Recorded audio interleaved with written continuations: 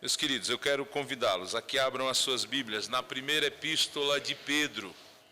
No capítulo 1, eu vou fazer a leitura do verso 13 até o verso de número 21. Primeira epístola de Pedro, capítulo de número 1, do verso de número 13 ao verso de número 21. A minha sugestão é que você vá ao Apocalipse e vá voltando, que é bem rapidinho. Primeira epístola de Pedro, capítulo 1, do verso 13 ao verso 21, diz assim a palavra do Senhor. Por isso, cingindo o vosso entendimento, sede sóbrios e esperai inteiramente na graça que vos está sendo trazida na revelação de Jesus Cristo. Como filhos da obediência, não vos amoldeis às paixões que tinhais anteriormente na vossa ignorância. Pelo contrário, segundo é santo aquele que vos chamou, tornai-vos santos também vós mesmos em todo o vosso procedimento. Porque escrito está: sede santos, porque eu sou santo. Ora, se invocais como Pai aquele que sem acepção de pessoas julga segundo as obras de cada um, portai-vos com temor durante o tempo da vossa peregrinação, sabendo que não foi mediante coisas corruptíveis, como prata ou ouro, que fostes resgatados do vosso fútil procedimento que vossos pais vos legaram, mas pelo precioso sangue, como de cordeiro sem defeito e sem mácula, o sangue de Cristo, conhecido com efeito antes da fundação do mundo, porém manifestado no fim dos tempos, por amor de vós que, por meio dele, tendes fé em Deus, o qual o ressuscitou dentre os mortos e lhe deu glória, de sorte que a vossa fé e esperança estejam em Deus. Amém. Vamos orar, irmãos. Querido Deus, nós, ó Pai, aqui estamos, ó Deus, nesta noite para louvar, bendizer o Teu nome. Ó Deus, abençoa-nos agora, Senhor. Depois que cantamos, que lemos a Tua palavra, que colocamos as nossas vidas na Tua presença e nas Tuas mãos, Senhor, vem falar aos nossos corações por intermédio da Tua palavra. Esta palavra bendita e santa, regra de fé e prática, infalível é ela, Senhor, que deve ser a lâmpada para os nossos pés. É ela, Deus amado, que deve ser a luz para o nosso caminho. Portanto, Senhor, coloca esta palavra em nossos corações, em nome de Jesus. Amém. O apóstolo Pedro, já na sua velhice, vai escrever as suas epístolas com um público destinado. Ele se identifica na introdução das duas epístolas e ele coloca aqui no capítulo 1, nos primeiros versos, que ele está escrevendo aos irmãos, ao povo eleito de Deus que está na dispersão. Eu quero fazer a leitura do verso 1 e 2, que diz assim, do capítulo 1 também: Pedro, apóstolo de Jesus Cristo, aos eleitos que são forasteiros da dispersão, no Ponto, Galácia, Capadócia, Ásia e Bitínia, eleitos segundo a presciência de Deus Pai, em santificação do Espírito, para a obediência e a aspersão do sangue de Jesus Cristo, graça e paz vos sejam multiplicadas. Eu gostaria de, antes de olhar para o texto que nós lemos inicialmente, tratar com os irmãos sobre a dispersão. A dispersão é algo que eu não desejo a ninguém. Talvez seja tão cruel quanto uma prisão. Basicamente, irmãos, os cristãos, durante um período da história da igreja primitiva, foram intensamente perseguidos. E qualquer rumor de que alguém fosse seguidor de Cristo, esta pessoa seria então caçada, esta pessoa seria presa, esta pessoa teria todos os seus bens confiscados, e esta pessoa poderia ter dois destinos: ou ela iria para um exílio, onde ela iria para uma prisão em condições subhumanas, ou então ela seria morta. Basicamente isso. Nós temos alguns exemplos relacionados a essas situações. Tá?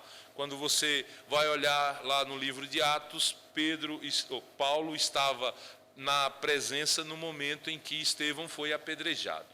Quando nós olhamos para João, lá o livro do Apocalipse, ele escreve estando preso e exilado na ilha de Patmos. Então, os cristãos, eles poderiam ter este fim terrível.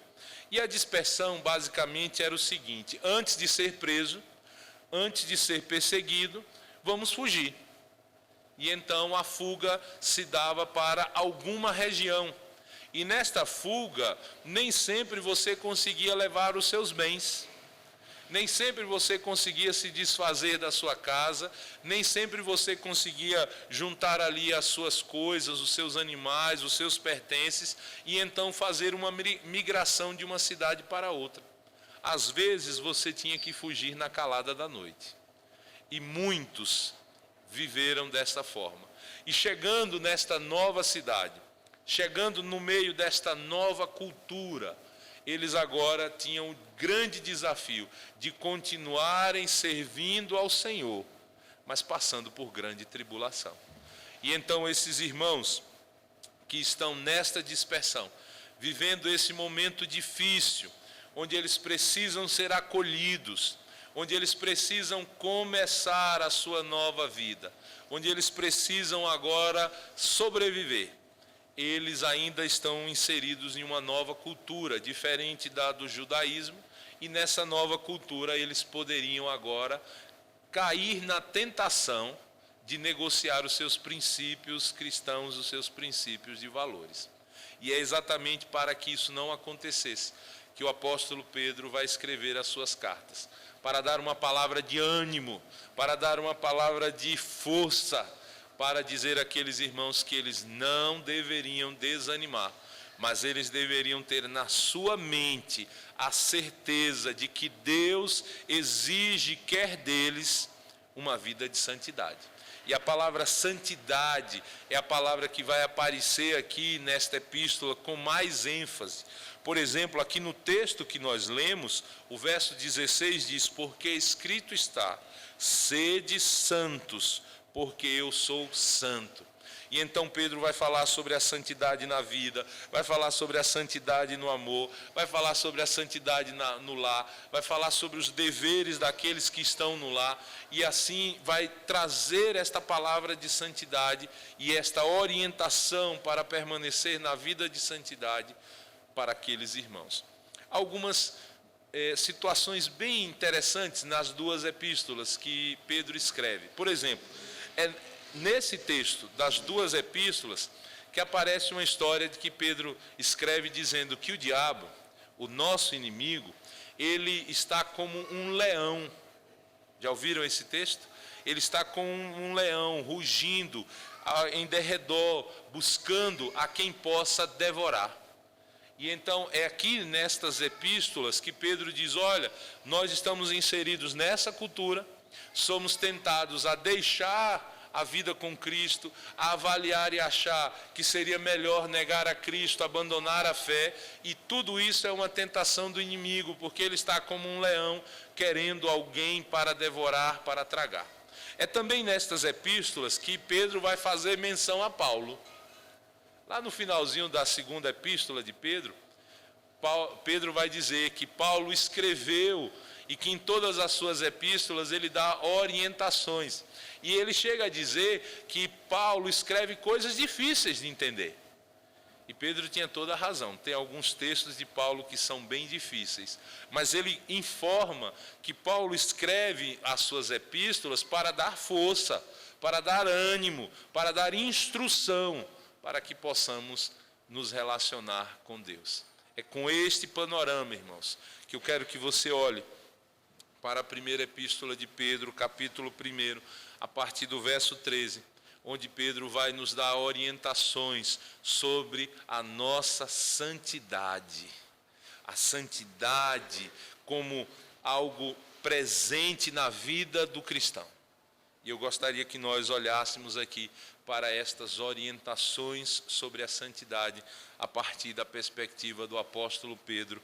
E eu quero começar mostrando aqui no versículo de número 13, quando Pedro diz assim: por isso, cingindo o vosso entendimento, sede sóbrios e esperai inteiramente na graça que vos está sendo trazida na revelação de Jesus Cristo.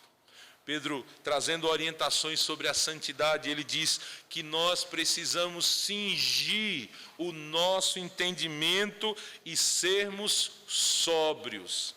O ato de cingir nada mais é do que o ato de vestir, de proteger. A ideia de cingir é exatamente você cobrir para proteger. Quando você está com frio, você vai então buscar algum agasalho, algum pano para que você possa se cingir para proteger do frio.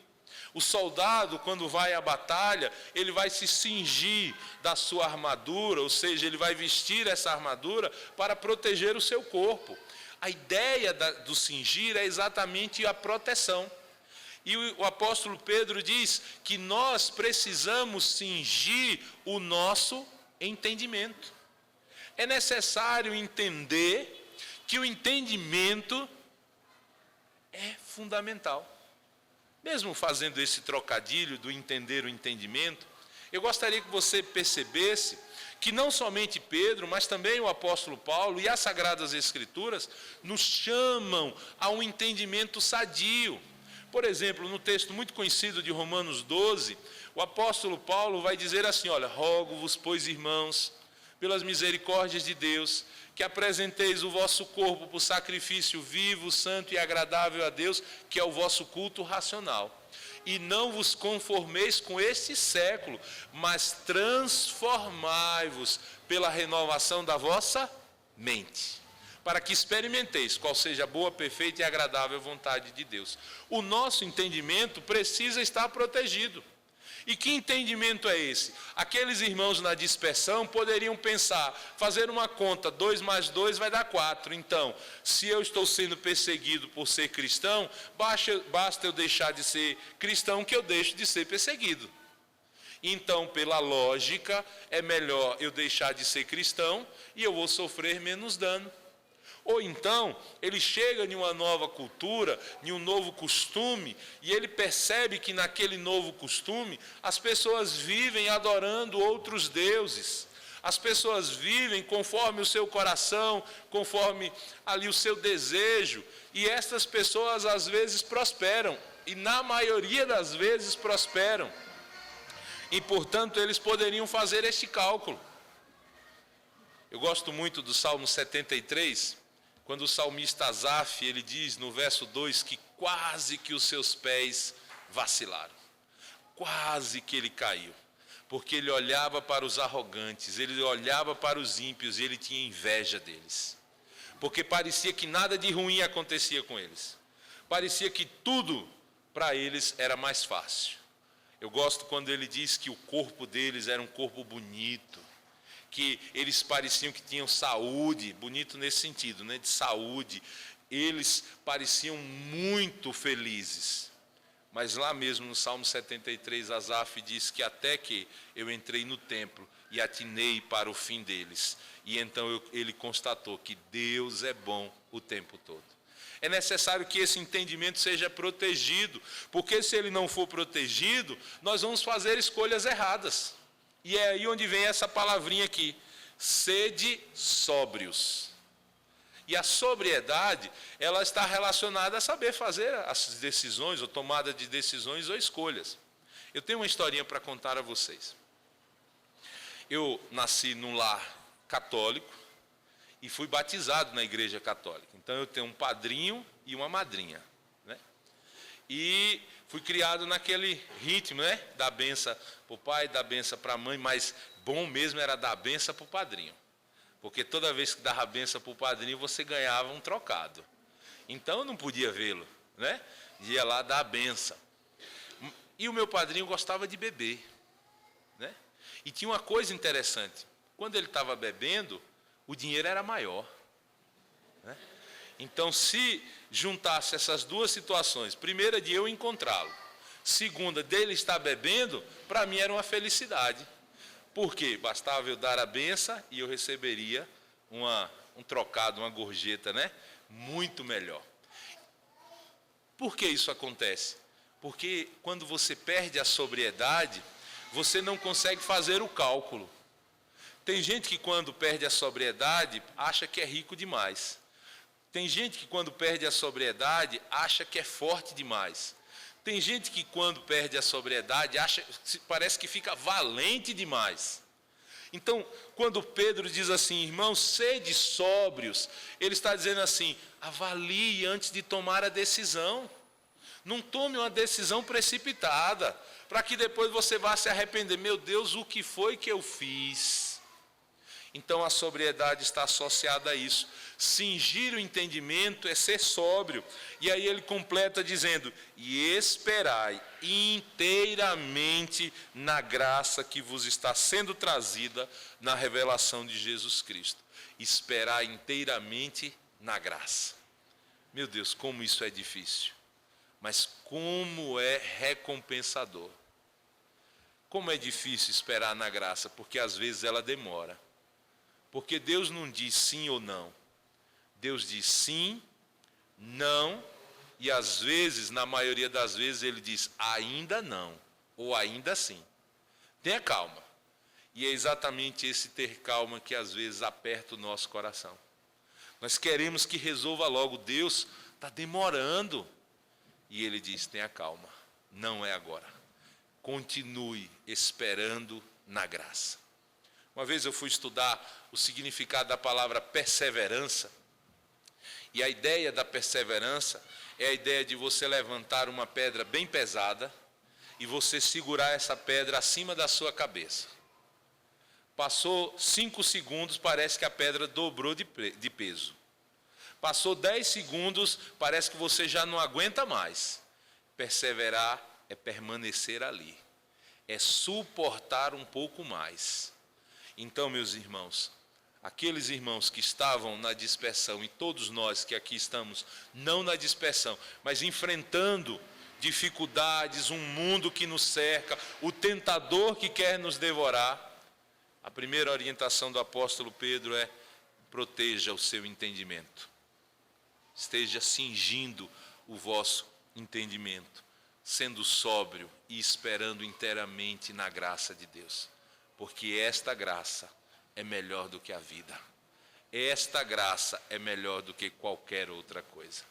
O texto prossegue e Pedro vai trazer uma segunda orientação sobre a santidade.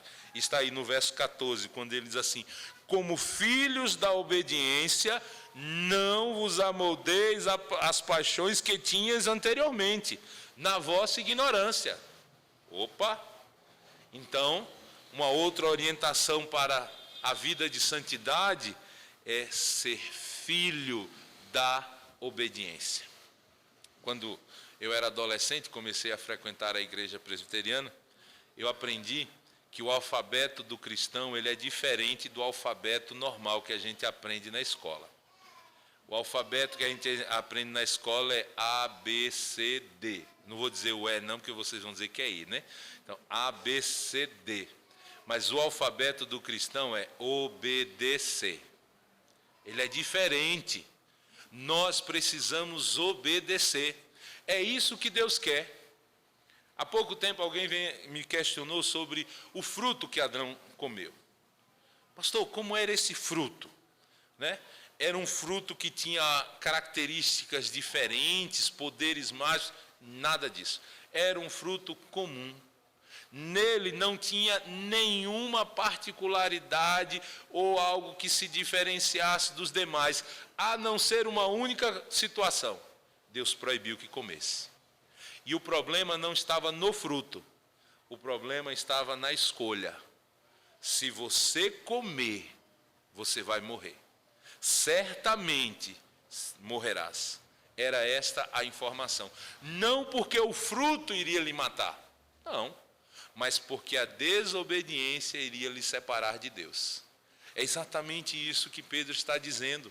Você está numa nova realidade, vocês estão agora na dispersão, vocês estão no meio de uma outra cultura, vocês podem ser tentados a não obedecer.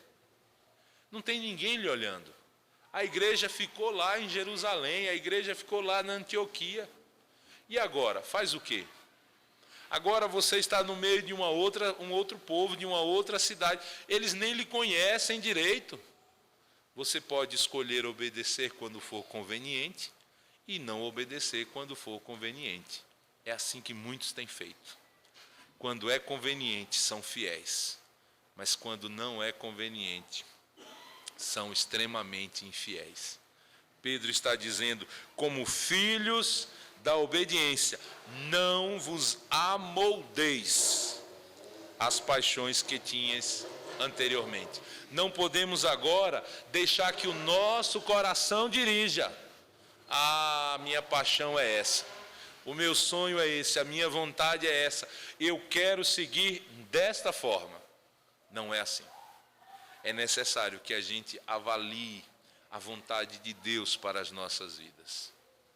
Impressionante, quando você vive um bom tempo na igreja, é que você percebe a mudança das ênfases. Eu comecei a frequentar a igreja em 1987. Parece que tudo tem 7, né? Foi 2007, 2017, agora 87.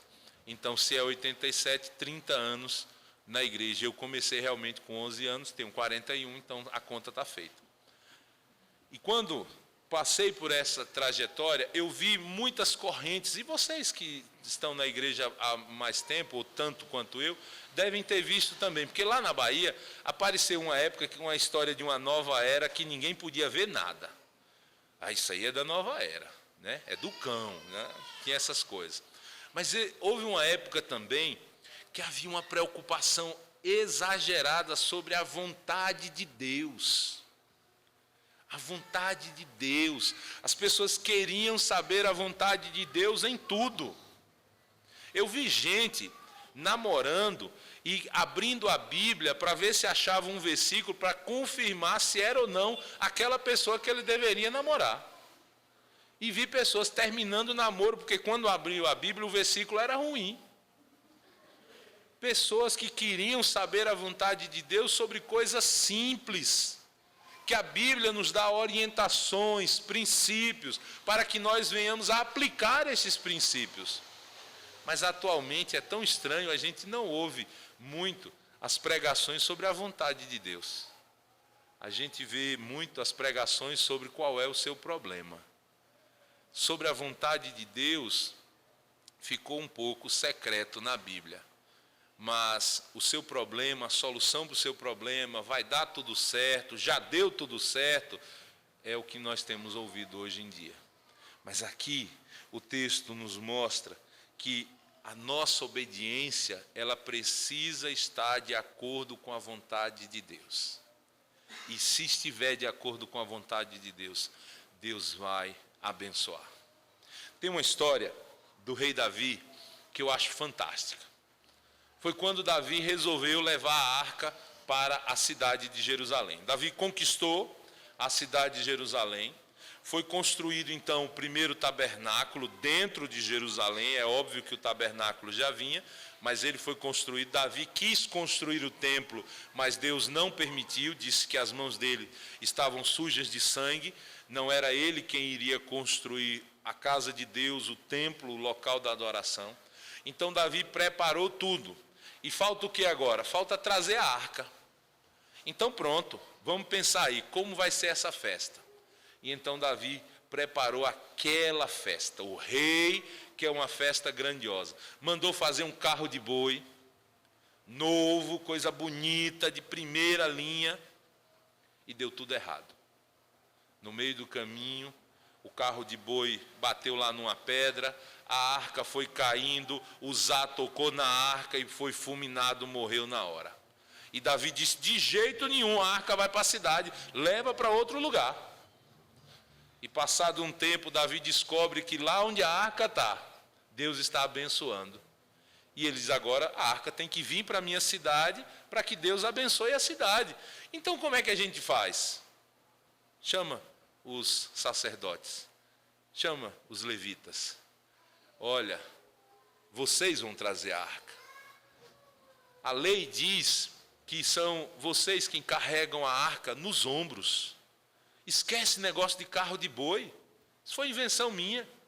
Vocês vão fazer do jeito que Deus quer. E então ele diz, vão para suas casas, está lá no livro das crônicas, se santifiquem, santifiquem as suas famílias, os seus filhos, e amanhã nós vamos buscar a arca. Mas não foi só isso. Davi fez um negócio que eu fico imaginando, deve ter sido uma coisa tremenda. Todo mundo pronto? Todo mundo pronto. Dá 6 passos e para. 6 passos não dá para chegar ali na porta. Para, espera. Para quê? Para ver se Deus está se agradando. Não aconteceu nada, Deus gostou. Mais 6 passos. Daqui para chegar lá foi chão. Imagine você voltando para sua casa hoje, caminhando, dando 6 passos e parando. Talvez nem amanhã você chegue lá. Mas a questão não é a matemática, a questão não é o tempo, a questão não é a demora, a questão é Deus está se agradando. O texto diz que Davi entrou na cidade tão feliz, mas tão feliz que ele dava aquela estrelinha. Né? Ele ia lá, só que naquela época os homens não usavam nada por baixo. Então quando Davi jogava, descia a túnica e o povo via lá as pernas de Davi, e Mical olhou da janela e repreendeu Davi, porque o rei perdeu a compostura e estava pulando feito uma criança. Eu vou dizer uma coisa aos irmãos, eu não sou muito de dar estrelinha não, mas eu também dava. Deus se agradou, esse é o princípio. Eu obedeci e Deus se agradou. Não é para isso que nós fomos criados por Ele? Para glorificar ao Senhor, para ter prazer nele. Meus irmãos, é assim que nós precisamos viver, dando 6 passos, talvez não literalmente, mas tomando as nossas decisões e parando e esperando Deus, é isso mesmo? E se sim, glória a Deus e vamos em frente. E prosseguindo, e assim Davi fez, assim Pedro está orientando aqueles irmãos. Olha, não é de acordo com as paixões que a gente tinha antigamente, não. É de acordo com a vontade de Deus. Vida de santidade é isso. Aí Jesus falou sobre o grão de mostarda, falou sobre a fé, e ele disse que se nós tivermos fé do tamanho de um grão de mostarda, a gente vai mandar um monte pular ali e aquele monte vai. E por que a gente manda e ele não vai? Porque na maioria das vezes nós não estamos dando 6 passos e parando. E perguntando, Deus, é mesmo a tua vontade?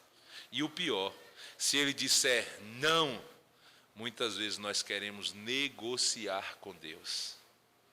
E uma coisa que eu aprendi desde a minha adolescência com um pastor, que esteve pastoreando lá a igreja de Campo Formoso, onde eu era membro, é que Deus não aceita gol de mão. E ele disse isso se referindo a um gol de mão que Maradona fez numa Copa, e ainda botou o nome de Deus no negócio, né? Quando perguntaram a ele como foi o gol, ele disse que tinha sido a mão de Deus, la mano de Dios. Não, não foi a mão de Deus, não. Foi a mão daquele que gosta de trapaça, daquele que gosta de coisa errada, porque Deus não faz gol de mão. Mas às vezes nós queremos, né? Deus, eu quero isso aqui, ó. Aí Deus, não é por aí não. Ô Deus, vamos fazer um jeitinho. Vamos, olha. Eu faço outra coisa para compensar, para que então eu possa chegar lá onde eu quero. E Deus está dizendo, não faça. E nós às vezes queremos ir. E vamos igual o homenzinho torto, pendendo para o lado, para aquilo que satisfaz o nosso coração. Pedro está dizendo, como filhos da obediência, não vos amoldeis as paixões que tinhais anteriormente. E eu quero trazer uma outra reflexão aqui aos irmãos, sobre esta orientação sobre a vida de santidade.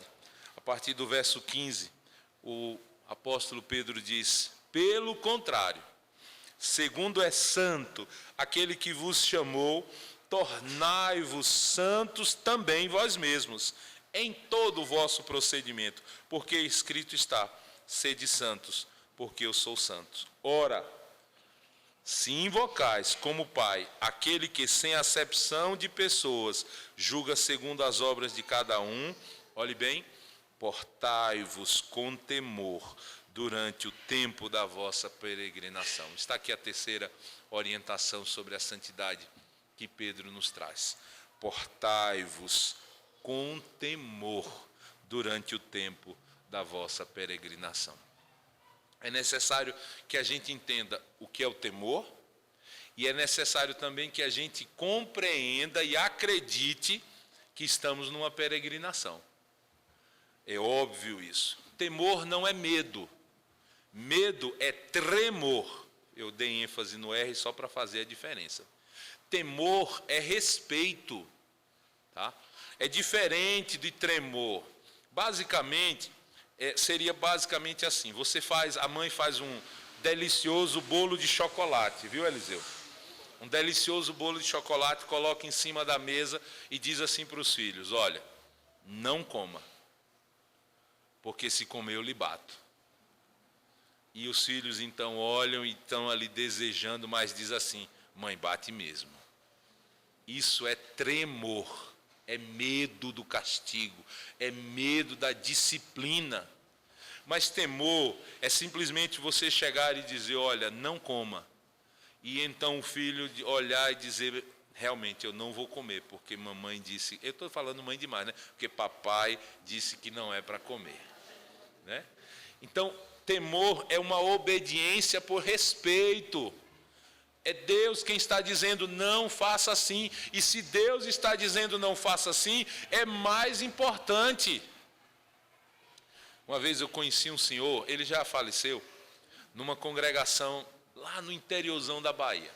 É tão interior que a gente chama de Caatinga, para vocês terem ideia. O nome do lugar nem é cidade, é um povoado chamado Pedra Vermelha, porque o chão é vermelho mesmo, sabe? E eu conheci o seu Manuel Bernardino. E tinha uma coisa fantástica no seu Manuel Bernardino. Nós fomos fazer um culto lá na casa dele. E quando nós fomos, fui eu e um colega chamado Ademir. Ademir também é pastor, estudou aqui junto comigo no seminário, o pastor Avassi conhece. E nós passamos por 5 congregações. Então eu fiz uma escala com ele. Eu prego em um, você prega no outro. Eu prego em um e você prega no outro. Então caiu dele pregar lá na casa do seu Manuel Bernardino. E então ele pegou um salmo, fez a exposição muito bem feita do salmo, falou sobre Davi, e que Davi fez isso e aquilo, e tirou lições, aplicou, algo fantástico. Mas quando ele terminou, o seu Manuel Bernardino chegou, olhou para ele e disse assim: eu não gostei não da sua pregação. E a gente começou a dar risada, porque foi estranho. Você não falou de Jesus? Se não falar do meu Jesus, eu não gosto não. Tem que falar de Jesus. Aí ele foi contar uma história, disse que um deputado, ele estava ouvindo pelo rádio, foi dar uma entrevista, e alguém perguntou a ele: deputado, será que vai chover? Que a seca já estava castigando. E ele diz: aquele homem ignorante chega e diz: se São Pedro mandar chuva, quem manda a chuva é meu Jesus. Eu queria estar lá para eu dizer a ele: é meu Jesus quem manda a chuva. Eu estou contando as histórias do seu Manuel Bernardino só para você entender que para aquele homem humilde que morava lá no meio da roça, que nem energia elétrica tinha na casa dele, para ele ouvir a rádio, ele tinha um aparelho, né, um rádio de pilha. Até para ir no campo plantar o milho, ele levava o rádio e ficava escutando, porque ele não podia perder a hora do jornal, a hora do programa da igreja. Para aquele homem, Jesus era o mais importante da sua vida. Um deputado é um ignorante que não sabe que quem manda a chuva é Jesus. A convicção daquele homem, o temor daquele homem é um modelo para nós. Que às vezes olhamos para pessoas e circunstâncias e os supervalorizamos. E enquanto isso, o nosso relacionamento com Deus, às vezes nós desvalorizamos. Amanhã eu vou. Não, depois eu faço. Não, depois eu dou. E então eu coloco as coisas de Deus em segundo, terceiro, quem sabe até em último plano. E as nossas coisas, aquelas que estão de acordo com a nossa paixão, nosso entendimento, nós colocamos em primeiro lugar. E é por isso que ele está dizendo que nós, outra orientação, como eu disse a vocês, no verso 17, portai-vos com temor durante o tempo da vossa peregrinação. Temor é isso, é essa obediência, esse respeito a Deus, dando a Deus a primazia na nossa vida. Deus é o mais importante. Agora eu quero dizer a você, o finalzinho do verso 17 diz: durante o tempo da vossa peregrinação, é necessário entendermos que a nossa vida não é aqui. Aqui é só uma etapa. O céu não é aqui.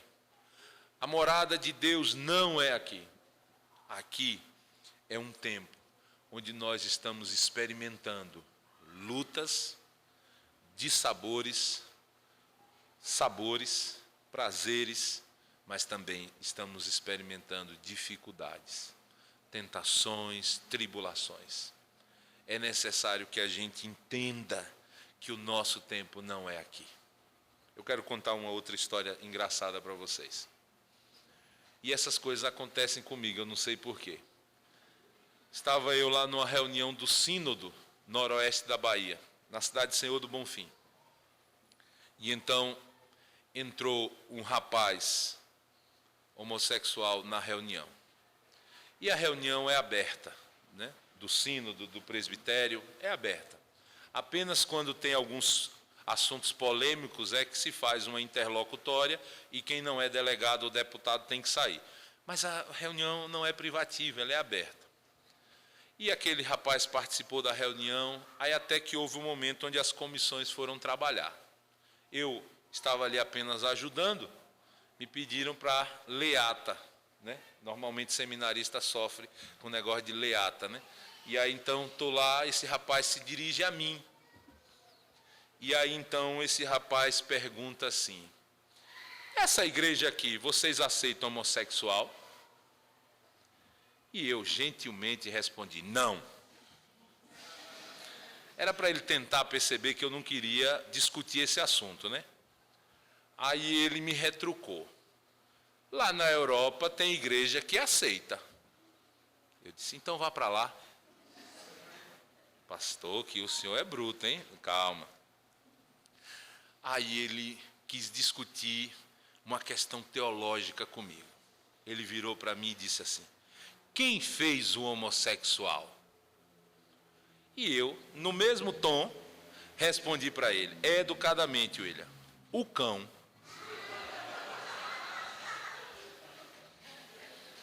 Aí ele virou para mim e disse assim: não, ele só sabe matar, roubar e destruir. Ou seja, na teoria dele, quem fez o homossexual foi Deus, certo? Ele só faz matar, roubar e destruir. Então eu percebi que tinha que parar dos monossílabos e tinha que realmente falar com aquele rapaz. E eu disse: olha, quando ele coloca isso no seu coração, ele está lhe matando, lhe roubando e lhe destruindo. Aí ele virou as costas e foi embora. Mas ele percebeu. Nós precisamos entender que nós estamos nesse tempo da peregrinação. E nesse tempo da peregrinação aparecem essas questões, onde a nossa fé é testada, onde a nossa firmeza é testada, onde nós somos tentados a fazer concessões. Coitadinho, é um bichinho, oh meu Deus, tem que ser abraçado. Tem que ser sim, mas ele tem que ser abraçado com a verdade. É claro que não precisa ser tão bruto como eu fui, mas precisa dizer a verdade. E para isso, nós precisamos ter coragem. Santidade na vida é ter coragem. Eu tive um professor aqui no seminário, o reverendo Onésimo, que dizia isso: a verdade custa caro. A verdade é difícil, mas a verdade é necessária, porque Deus exige de nós a verdade. E eu quero encerrar dizendo isso aos irmãos. Porque Pedro, ele faz questão de mostrar aqui a partir do verso 18, que nada disso foi conquistado por preço banal. Ele vai dizer, inclusive, que não foi por prata ou ouro ou qualquer outra coisa corruptível que nós alcançamos salvação. A salvação foi conquistada por Cristo derramando o seu sangue ali na cruz do Calvário. E não porque ele tinha pecado, não porque ele precisava ir à cruz, mas sim porque nós precisávamos deste ato sacrificial de Cristo. Ele é o Cordeiro de Deus que tira o pecado do mundo e, portanto, nos traz a paz, nos traz a salvação. Foi por esse preço que nós fomos comprados. Não foi por qualquer preço. Não foi por R$ 1,99.